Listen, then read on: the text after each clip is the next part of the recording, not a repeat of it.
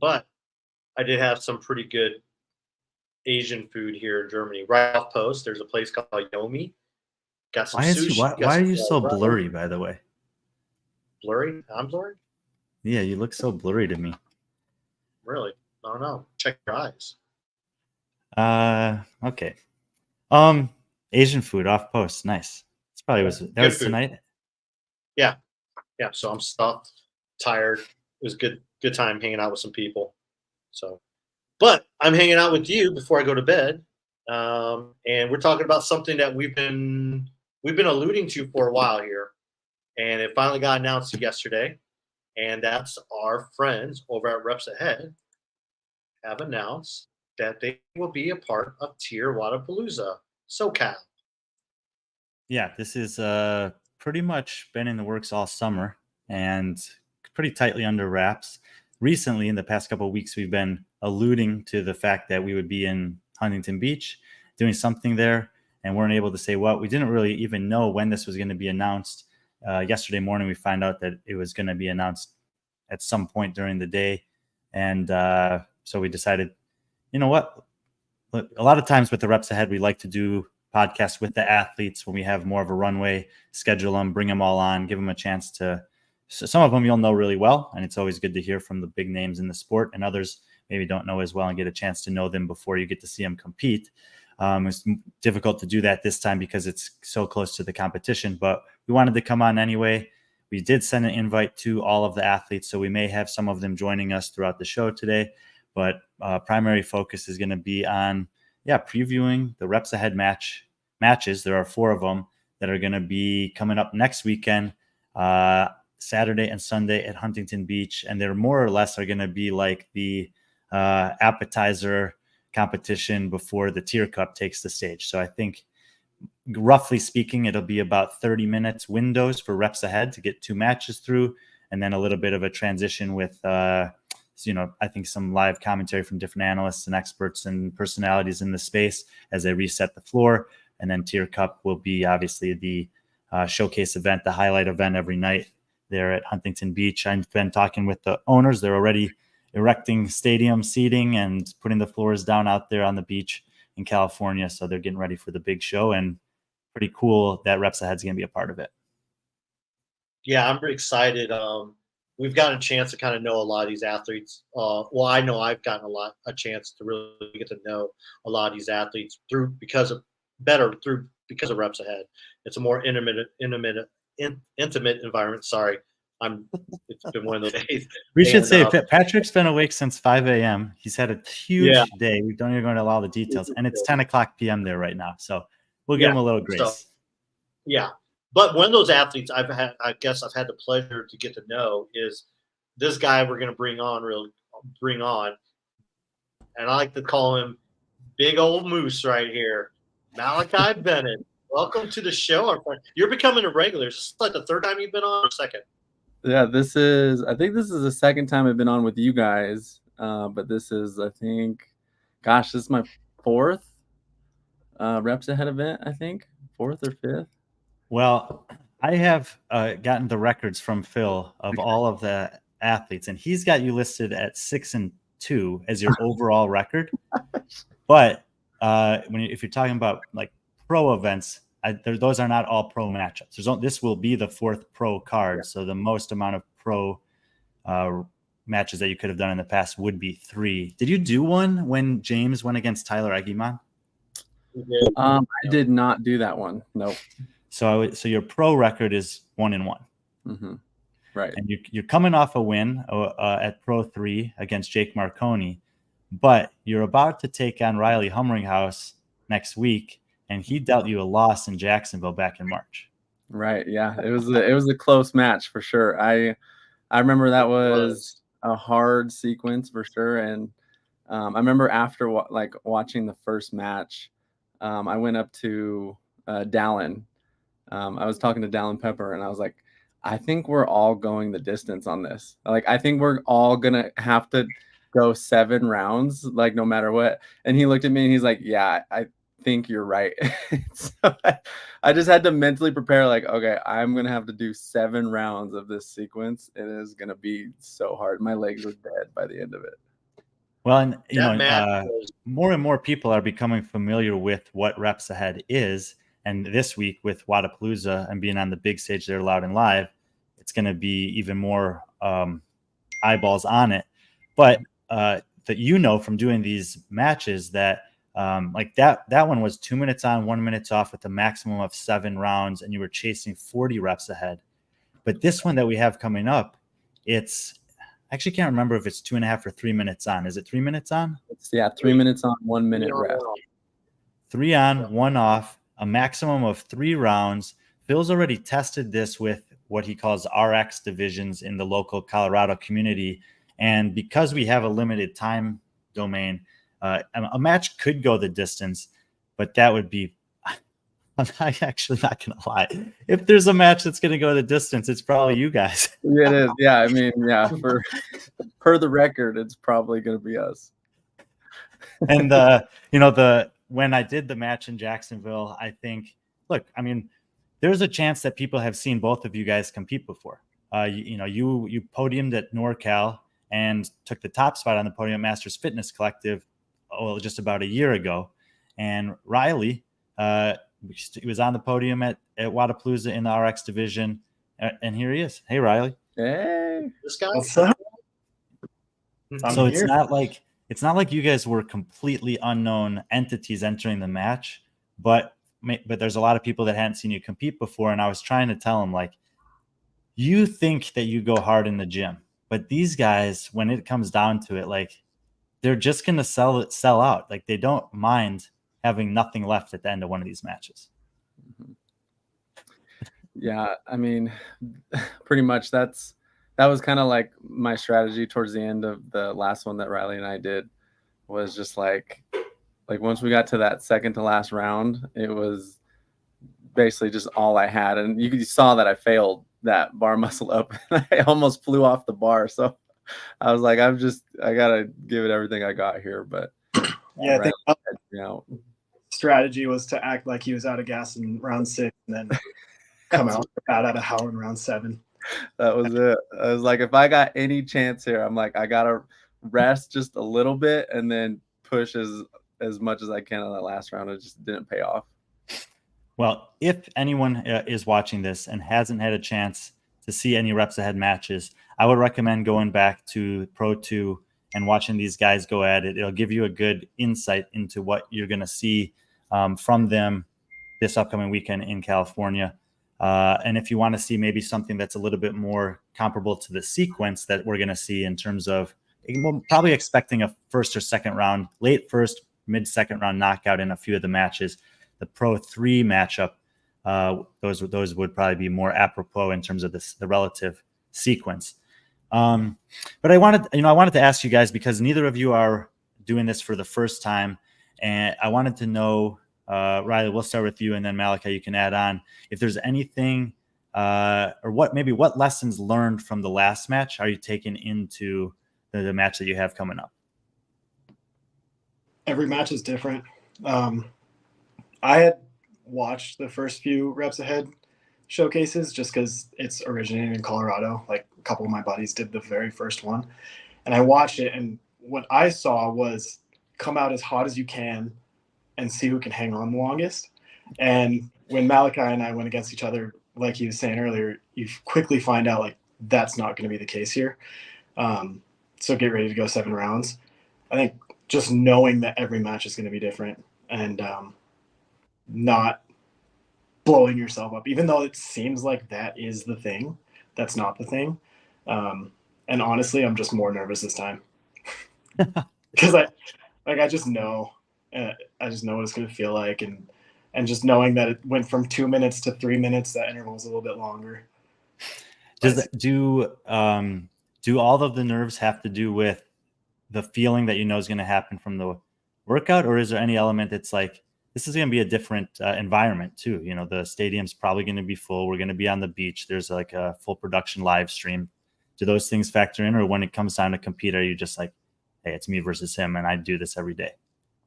Yeah, no, that definitely plays into it, the buildup of it. But last time, I knew that James and Dallin and all those guys are going to be there. And it's like, I haven't been on a floor with these guys before, and I'm going to be in the same gym for a couple days training. And that plays a role, but it's a good role. Like right now, it's not a good role because the pit in my stomach. But I know that the more buildup there is when 3, 2, 1 go happens, it's like all of that tension is just like released into the workout, and you just forget it all. That's what I'm excited for. It's just getting there. That's the hard part. Yeah. Malachi, what would you like to add, or are there any lessons that you've learned through the last 2 experiences you've had that you'll be bringing to the floor this time? Yeah, I mean, really, it's just like Riley said, it really just depends on, I think, the person that you're going against. One thing I learned from going against Jake this last one is really just be ready to adapt. Because my whole game plan, like you guys know, went out the window. I was going to try to sprint. His goal was to try to sprint, and he's a much better sprinter than I am. And so I'm immediately in the first, 8 reps, I realized that this is not going to plan at all. I had told everybody except for the people at the event what my plan was going to be, and it was going to be to just sprint as fast as I could, and that was not the case.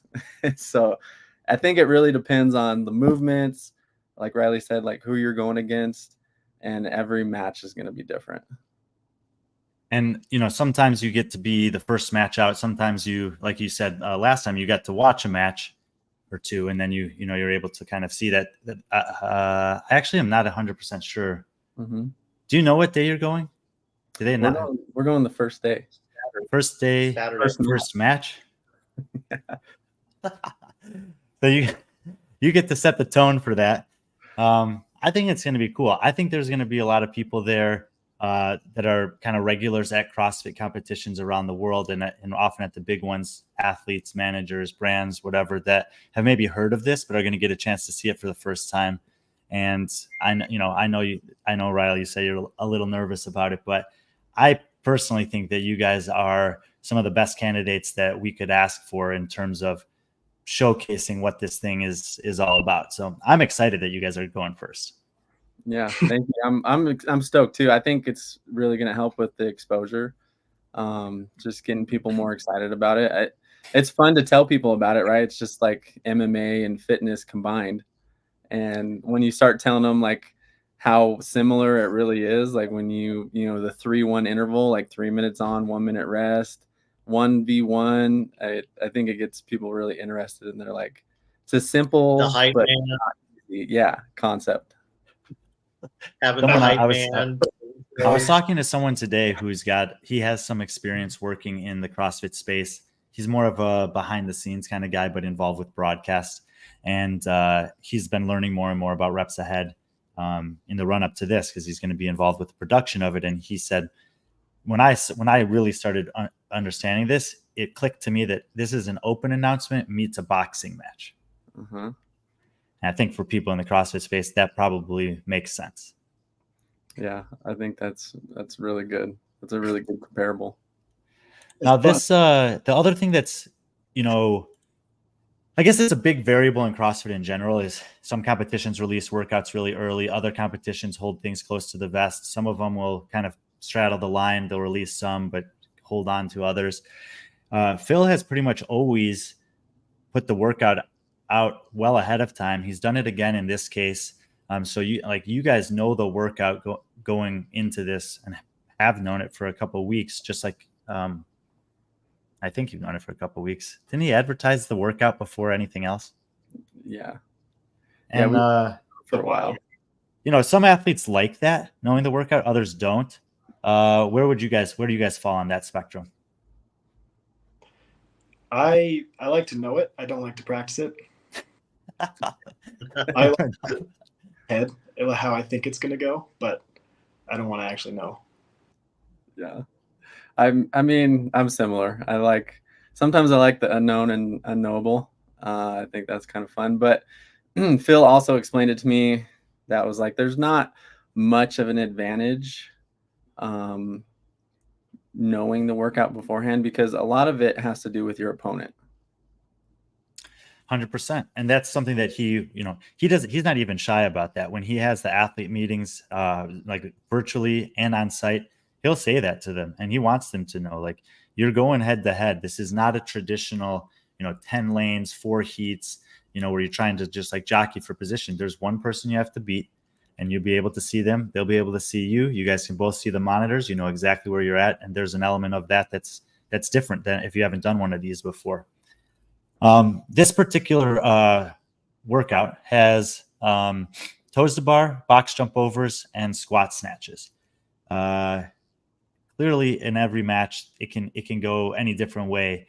But when from the experience that you guys have with doing these things, do you see an opportunity between those 3 movements to make up or lose ground more than on a different one?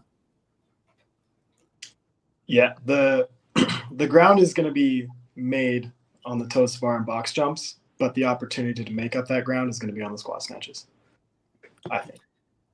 So like if somebody slows down on the squat snatches, that's the other person's opportunity to attack the toes to bar, the quicker reps, the toes to bar and the box jump overs. Mm-hmm. Yep, I agree. That's kind of how I see it too. Yeah, so you guys see the actual workout there. And as we said, it's announced, it's known, 12 toes to bar, 8 box jumps, 24 inches and 30 inches, 4 squat snatches, 105, 155, which is not a crazy weight, to cycle for 4 reps for you guys.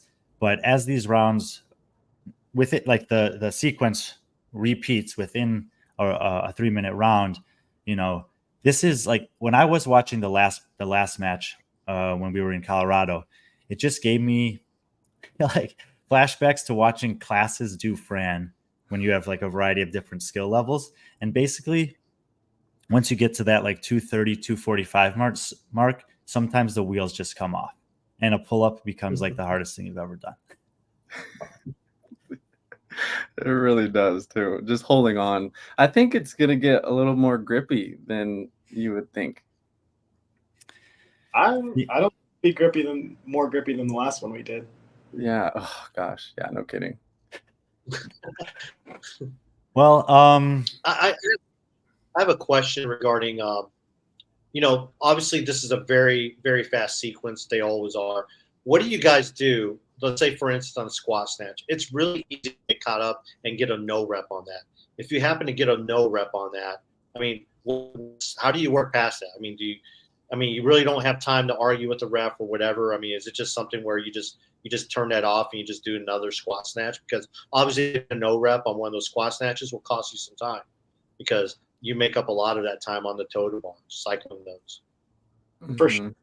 I think the biggest thing is, get right after the next rep, but don't panic. And like panicking is the worst thing you could do to try to rush into the next rep. Whether you get the next rep or not, your blood pressure and heart rate just skyrocketed to the roof, and it's going to make the rest of the interval way harder. It's like relax, chill. Something that I always. So relax, Malachi. Relax. The other thing that, another thing that I always like to remind people of if they're just getting exposed to reps ahead is that there's two really important things. It's like a guaranteed earning opportunity for the athletes, plus there's a little incentive for a win bonus, and it's relatively non-intrusive with overall training schedules and blocks that you guys are doing as you're preparing for other things in the space of competitive fitness. But it's one thing for me to say that. So I just wanted to give either of you the opportunity to weigh in on that as athletes who've actually, gone through a match or two before. Yeah, for sure. I mean, I think it's great because like you said, it can fit into training schedule. I mean, there could be, is Sprague doing the tier cup as well? No, none of the athletes that are doing reps ahead are doing tier cup. Oh, okay. Gotcha. But that's not to say that they couldn't, like if the schedules are lined up. I mean, it's one match. It's going to be hard, but it's also not going to be like devastating, I don't think, to like the future, like coming days. So I mean, I think it's great in that sense. Like you can work it into your training pretty easily. just practice the movements. And yeah, I mean, it's perfect like sequence for that kind of stuff. I was just thinking because, and Riley, I'll give you a chance to weigh in as well. But as Malachi was talking, for the tier cup, they have all these different formats. The captains, teams of 3, teams of 4, teams of 2, 1-on-1. Reps Ahead could just be an event within the tier cup. Like that could be a different style, and it's like who you want to throw out there for this one. And I think that would work well. And to your point, like someone could do that. They could still do a team event of, for later on in the evening, and that could be their 2 events that they participate in the night. So I think that's well said. Riley, anything you want to add about either of those things? I just think that's actually a really good idea. Like if they at least say 4 separate sequences, and so it's like a Pokemon battle. You like pick your guy and throw him. Like, who do we want to do this one? That'd be cool. But I think that what Philip's done financially for the athletes that are competing is awesome. Like anybody that's competed knows that you pay to compete. I guess at the top level, maybe it's backwards, but for athletes like Malachi and I, it's like we pay to compete. And now Philip has generated the ability to pay athletes to compete instead of them, which I think is so awesome. Mm-hmm. Yeah, and Phil has, of course, is the kind of inspiration and mastermind behind Reps Ahead, but he has a lot of help from Michael and the Renovo crew in terms of the earning opportunities. And Renovo actually will be out at SoCal on the beach with a booth and an opportunity to learn more about their group of people and what they do and how they contribute to the earning potential for the athletes. So if you are going to be in California, I'd encourage you to check out the Renovo tent and get to know some of the people that are helping to create these, earning opportunities for athletes that are, grinding every day and trying to find, opportunities like this. So, all right. Well, I think we're going to let you guys go. It's nice for people to see you again, get reminded about who you are if they have, or meet you if they haven't before, and hopefully get excited for what I think is going to be another epic showdown, this time on the beach under the lights. Riley, you've competed in Miami last year or the year before? Last year. Yeah, took second place there. So not necessarily unfamiliar organization to be competing in front of, but new location for everyone. Yep. It's my home. It's where I was born and raised. Really? Oh, really? Beach. So you bring fans there? Little home court advantage? I didn't tell anybody about it, so we'll see if they show up. Well, hopefully they'll know now. I'll just send it to the podcast and let them figure it out. Clip that 2330 to 23 or 2230 to 23 and post it and say, hey, Riley Humringhouse fans in Huntington Beach, come up and support your boy. Hey, Riley, cool. Do you have a nickname at all? Do I have a nickname? Yeah. College baseball is Hummer. Hummer? Okay. Basically, is that, things are going to be a little bit different this time around in terms of the introductions. So Malachi can fill you in on that. Like I said, part of it is bringing that UFC flavor, and that includes some UFC type introductions. So, if you want me to call you Hummer, I can, but just saying, I'll leave that up to you. I don't think it's fair for a person to choose their own nickname. True. Gotcha. But we definitely appreciate both you guys coming on. It's going to be great. I mean, you guys by far had the match of the afternoon at Pro2.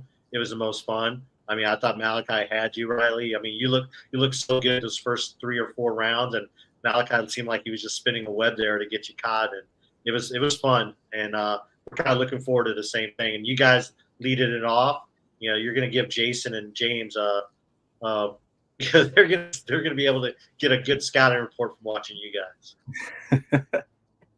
For sure. Oh gosh. All right, guys. Take care. We'll see you in a few days in California. And like Patrick said, thanks for taking the time to join us kind of on late notice. Yeah, for sure. Thank you guys for having us on. Later. No problem. Malachi and Riley, as we said, they'll be the first match out, and then they'll be followed by James Sprague and Jason Hopper. We got both cards here. Trying to decide. I haven't even taken this one out of the wrapping yet. Maybe it's more valuable now. But it works that way. Yeah, and we got, I would say that this has got to be the headliner match in general. You have two guys who, regardless of everything else that happened, had, first and fourth place finishes at the games this year. They're both young guys. They're both up and coming. It's kind of just strange. Like James finished 7th at Wodapalooza last year. Jason finished 7th at Rogue last year. So they've got potential to have, good finishes at semifinals. One was 3rd in the West, one was 4th in the East. Their resumes are similar. They're similarly sized guys. They have similar skill sets in some regards. And then the one kind of big separator is James has experience doing this. He's been at every pro match. This will be his 4th one. He's got a 2-1 record, and he's going against Jason, who's going to be making his debut. And he announced, followed up the announcement on Instagram by saying he's looking forward to competing in his first Reps Ahead match. When you look at this match, like just off the bat, do you give a nod to one guy over the other? It's hard. Like you said, you pointed out there's so many similar things here, but I mean, I kind of almost have to give the nod to James just because of experience. But then you also have to think about it. James, since the games, which, he was crowned the games champion. I don't know what type of fitness he's at. He's obviously, he got married. He's been hanging out with his boys, doing a lot of golfing, doing stuff. And, but of course, I don't know what Jason's doing either. However, I mean, I kind of got to give the nod to James just on the experience. But I mean, I wouldn't be surprised to see J-Hop pull this one out either. It's going to be fun. I think leading up to it, I think there will be some friendly banter, and I think it'll just get really competitive because James also got a little revenge on his side. If you remember, Jason kicked James off that Wodapalooza team last year or this past year, right? Yeah, so these guys have history on the floor, off the floor, all this, and they're into just a similar friends group. I'm sure that they have just like daily or every other day text messages that are going around that we don't know about. This is going to be a fun one. Both of them have good personalities on the floor. They're both willing to throw a jab at each other, and they can both take it. They're also both incredibly fit. I would say I definitely agree with you that James has an element of experience here that Jason doesn't in this particular format. But so like the things that we know about Jason is from the first time we saw him on a big stage, like the big stage doesn't intimidate him, and he's a very powerful athlete. Generally speaking, when you have good power output, short time domains are relatively good for you.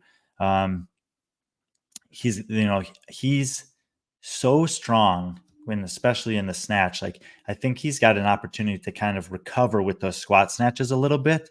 That could be a little bit of an advantage, and probably for him, the faster the match ends, the better. So I think that he'll probably be aggressive. And I'm not sure how much of a difference it'll make or not. James is pretty good at weathering the storm. Yeah, I'll have to give Jason the advantage on toe bars.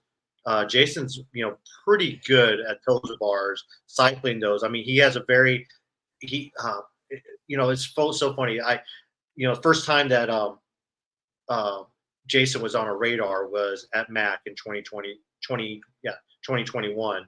And I remember talking to JR just before I knew JR, and I asked him like, "Hey, he's a tall guy. I mean, what's the secret?" And he goes, I train him to compete small."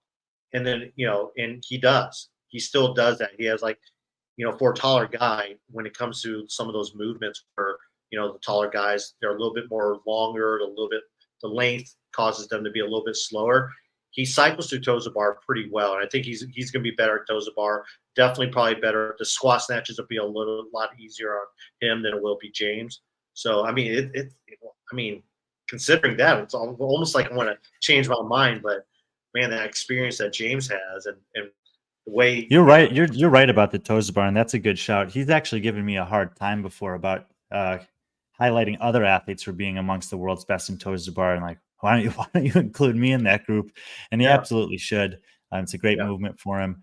But I mean, just in those like 4 minutes of conversation that we had, I mean, I'm not sure what else needs to be said. Like, this is going to be a great match to watch, and I really have no idea how it's going to go. And like when Phil and you and I are having conversations and like dreaming up matches, some version of James, Dallin, and Jason, any combination of that was something that we wanted to see when we were first talking about this. So the fact that we're actually getting it is like kind of a dream come true for us. And I think that, I don't think anyone's going to be disappointed. Yeah, it's almost, I mean, it's kind of like it's setting itself up to get those three guys, maybe in some type of playoff bracket or something like that, But I mean, just think if Jason beats James, what you have is, you have Dallin with the win over James, Jason with the win over. I mean, the next thing would be Dallin versus Jason. And then, I mean, it's just like there's so many compelling things here. And we both know, like, reps. I mean, even if James beats Jason, the next thing might be Jason versus Dallin, because you got to give him a chance against him either way. Yeah. And you see that in UFC all the time. You always see guys that beat a champ or a guy that beat the champ and stuff like that. And you try to figure it out. I mean, I really want to see this progress where you do have like pound for pound rankings in the classes, or whatever, for the men, because right now, I mean, if there was like a reps ahead like class or ranking, I mean, right now Dallin would probably be number one just because he has a win over James. Even though James is 2-1 in reps ahead, and then it's kind of weird how that works, and but we haven't gotten there yet. I think we're really close to it, and this could be the start of it. Yeah, so those are the two men's matchups. And they'll happen on the same day. I believe that's on the Saturday. And then we have 4 women taking the floor on Sunday. Similarly, 1 undercard, 1 main card. But we only have one returning athlete here, which is Kyra Milligan. She'll be in the main card against Annika, and we'll close out by talking about that match.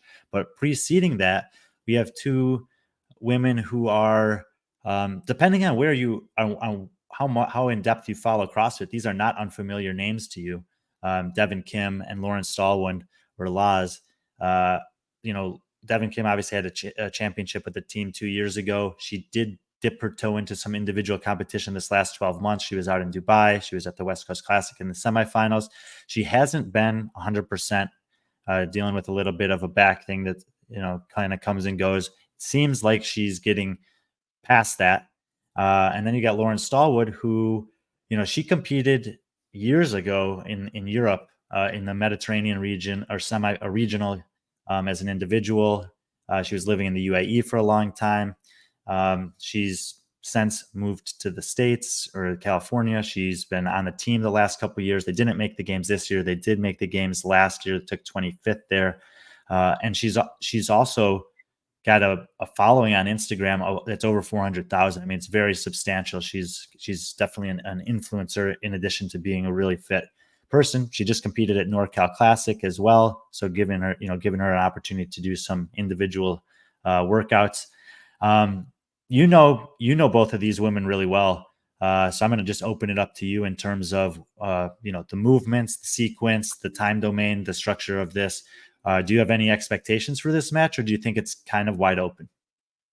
I think it's kind of wide open right now. I mean, we don't know how healthy Devin is. I mean, obviously, we knew she was dealing with that back issue, but of course, I don't think she would do this if she didn't think she was healthy enough.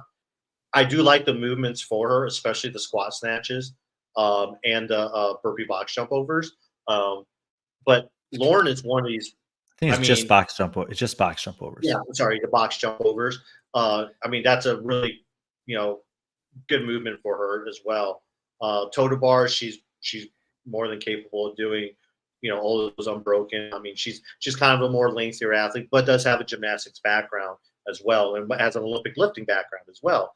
So I really like that workout for her. But then you have Lauren, good old Laws. She is what I like about this is you don't know what you're going to get with her.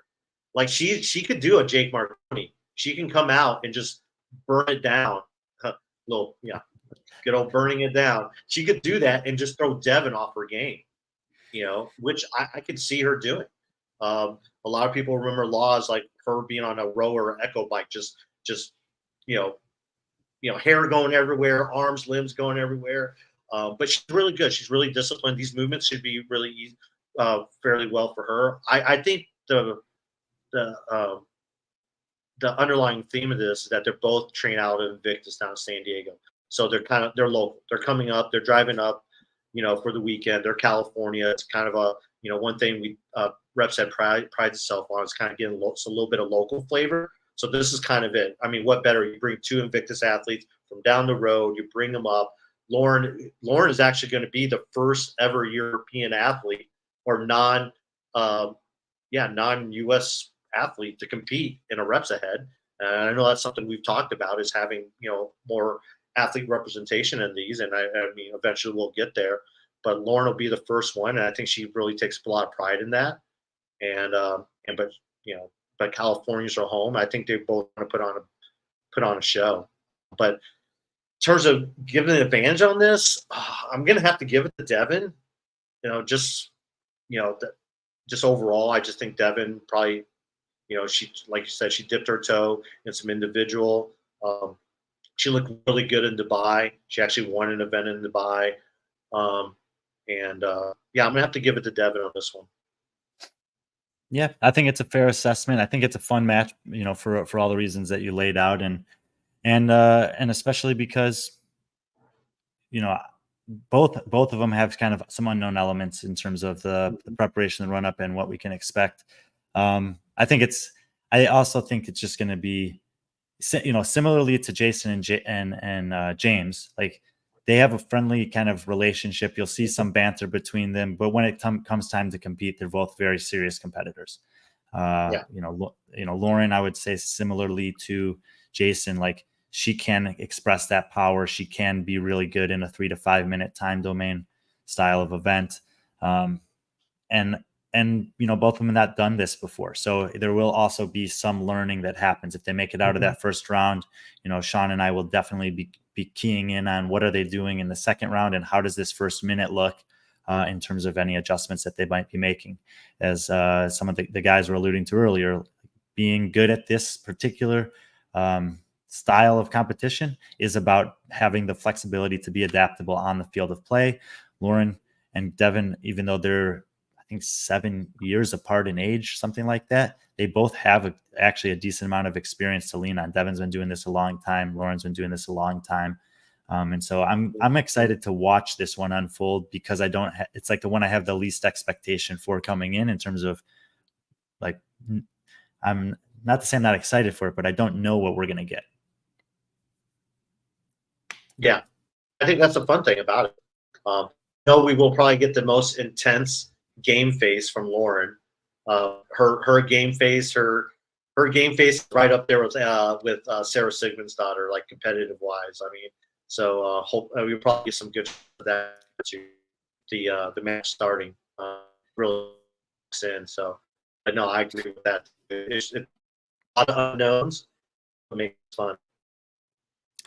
So that'll be the first match on the women's day, and then Kyra Milligan and Annika Greer will be the main card that night. Kyra was at Reps Ahead PRO4. She took on Kelly Stone, and she had a pretty convincing win there. She's pretty much just been on the up and up, ascending throughout the last 12 months.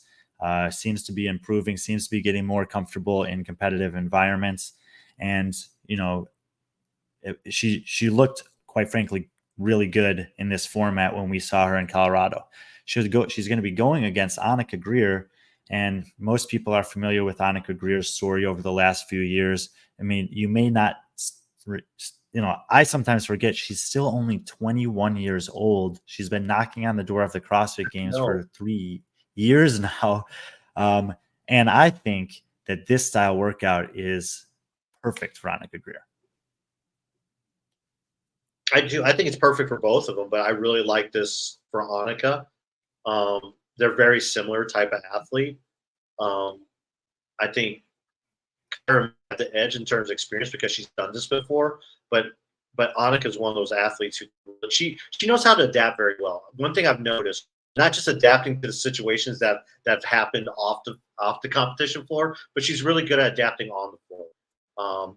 Even when she makes a mistake, she toughs it up, and she's a tough athlete. And these are two friends here as well. So we're going to have that friend element, the frenemy element. So it'll be fun to watch to see what their banter was like. I mean, both, this picture is about their personality. I mean, Annika is one of the most personable athletes on a competition floor. Kyra's known for her laughter and smiling, and I think this is going to be a fun one for them. And I think what it's going to end up doing is it's probably going to push them both. They're going to push each other on this because they know each other so well. But man, I think I bet against Kyra last time. No, I think I picked Kyra. I don't know, but it's like I feel like I shouldn't pick against Kyra because I know what Annika's capable of doing, but I also know what Kyra's capable of doing. It's like, you know what? Just toss it up. I don't know. I don't care. I'll flip a coin, but I can't really say. I mean, I think the only thing that kind of really the thing that separates them is maybe Kyra's experience, not just in the reps ahead, but even in competitions. I mean, she's been at the games, she's competed and done well at the semifinals. She has Rogue. I know Annika's done the same thing, but Kyra's had a little bit more success in some of those competitions. But so I'm gonna give that to Kyra. I'm gonna refrain on making my picks until we're on the broadcast. I'm sure Sean will ask me right before everyone goes. Sure. And so I will make some picks. I have some ideas of who I think might take these matches down. But I really, if I take just one step back, I really think that the matchups are great. Like each one of these matchups is not easy. I would not be surprised. I would be just as surprised if I went 4-0 as if I went 0-4. Like it's with making some picks. These can really go either way. You just look at kind of the size, the experience, some of the skill sets of each of the athletes in these matchups. Malachi and Riley, in terms of a size thing, they're the most different that we're going to see, but we've already seen them go head to head, and we know that that's kind of negated with the two of these. And it's also just the way that Phil programs is that there is a gymnastics, there is an aerobic, there is a monostructural, and there is a weightlifting component where, you might think, range of motion. And then you look and James Bragg beats Nick Matthew. And, you just kind of never know how it's going to go. So I think these matchups are awesome. I think it's for something that's kind of, it's not the debut of Reps Ahead, but it's the debut of it on a stage this big. So there definitely will be tens of thousands of people watching this who've never watched it before. And I think between these four matches, you're going to get a chance to see, just kind of like the full breadth of Reps Ahead through, four different kind of combinations of athletes. Yeah. And I mean, what a better way. I mean, the two main events, I mean, all our matchups are great, but the two main events, one on Saturday with James versus Jason. I mean, that's going to be fun to watch. And these are going to happen right before the final event of each day. So Annika and Kyra will be going on before the final event of the tier cup. So it's almost like, you get to have your dessert first, because in my mind, this is going to be fun. Dessert first. Maybe I'll do that for dinner tonight. Oh, man, I can't even think about dessert right now. I eat so much sushi. But I think these two girls are probably going to get that crowd up and excited, for the TYR SoCal, for the TYR Cup. I forgot what the final event is. That the captains going against each other? Honestly, I haven't studied the schedule too closely yet. Yeah. I did ask the case, yeah. But if that's the case, if that's the final event where you have captains versus captains, then this is a perfect kind of segue into that. It's almost a 1v1. But you're just continuing that. So these two ladies are just they're gonna do a great job. That crowd's gonna be hyped for them. They're both outgoing. They know how to play to the crowd. They respond to the crowd. I think it's just gonna be fun. I mean, I can't wait. I mean, you got to see kind of my debut on the mic last time, so I'm just looking forward to this kind of like being a part of that energy and helping that energy along. Trying to get everyone hyped, trying to get them. We're going to have a lot more people than we had in Colorado in that gym, which was a great crowd. But now we're going to have a couple thousand that I get to explain this to and help call the action live on the floor, while you and Sean are calling it, on the broadcast. So I'm excited about this. I mean, I'm so glad that this is happening. And we both know this is something that's a long time coming, and it's just going to keep on growing. And I think this might be the turning point where it does happen. So yeah, I think that we'll just call it there. We'll keep this one specific to Reps Ahead. Pretty excited that this is finally out there and that people know about it. And yeah, like Patrick's saying, not only is it great athletes, I got Sean Woodland in the booth with me this time. Bella's going to be on the floor doing interviews. PC will be on the mic doing the intros, hyping the crowd up. He'll put on his. I can wear your glasses again. Oh yeah, I'm in the case already. Oh, PC the MC, the alter PC the ego. MC. Yep. So I put that hat and glasses on, I become a different person. We got and look, we've done. This is a good question. We've done the stream on B.Friendly in the past. It won't be on B.Friendly this time. This will be on the Loud and Live mainstream. We got the guys who do Loud and Live Rogue, the games behind the cameras. We have full broadcast production and backing us up on this. So we're hopeful to be able to get some close-ups of the athlete shots in the rest intervals while still keeping them in the frame for the entirety of the sequence. And capitalize on the additional resources that a competition like TYR Wodapalooza has. Melanie, is this the first time you'll broadcast with Sean? I think I did one event with him at Filthy 150. May have done Wodapalooza. Okay, we did do Wodapalooza this past year, and I might have done one event with him at Filthy 150 back in 2019. We had a rotating broadcast booth. It was Mads Jacobson, Tommy Marquez, Sean Woodland, me, and Armin Hammer. It was at least those five of us that were rotating through in different combinations. So I might have done one like individual workout with him there. Otherwise, Wodapalooza last year, we had kind of a similar thing where I was bouncing between some different roles with Tommy, Lauren, Sean, covering the different divisions they had there. So one of the first, but I have been on the headset with him before. Yeah. And this reminds me, tickets are still available for the weekend. Need to come out. They're still come on out. I mean, it should be fun. Like Brian said, there's actual, he sent it to me. It's a stream to the live webcam of Huntington Beach, and you can see the stage being built, and it looks marvelous. And I can't wait. It's awesome. I mean, only something like this event, Reps Ahead, me being a part of it, us doing this being a part of the broadcast, all this. That's the only thing that's the only reason why I'm on a plane from Frankfurt to LA, something like this, So on my birthday of all place time, so I get to spend my birthday on an airplane, but it's totally going to be worth it. I can't wait. Can't wait to be reunited with you, my homie, and. Don't worry, I'm taking you out. I'm going to take you out to In-N-Out Burger for your birthday.